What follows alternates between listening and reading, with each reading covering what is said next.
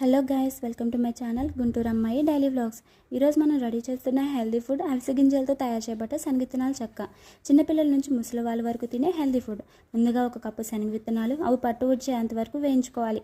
అవి వేగాక అదే కళాయిలో హాఫ్ కప్ తెల్ల నువ్వులు, హాఫ్ కప్ అవిసె గింజలు అవి పచ్చివాసన పోయేంత వరకు వేయించుకోవాలి.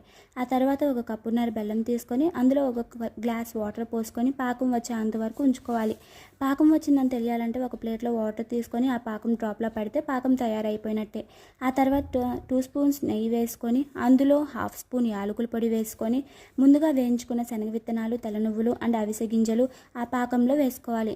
ఆ తర్వాత ఆ గింజలు మొత్తం కలిసేలా తిప్పుకోవాలి. ఆ తర్వాత ఒక ప్లేట్లో నెయ్యి తీసుకొని అందులో ముందుగా రెడీ చేసుకున్న రెసిపీని వేసుకొని అది చల్లారే అంతవరకు ఉంచుకొని వాటిని చిన్న చిన్న పీసెస్గా కట్ చేసుకుంటే చాలు. అంతే అండి, ఎంతో రుచికరమైన tasty and healthy food ready. Please like, share and subscribe to my channel.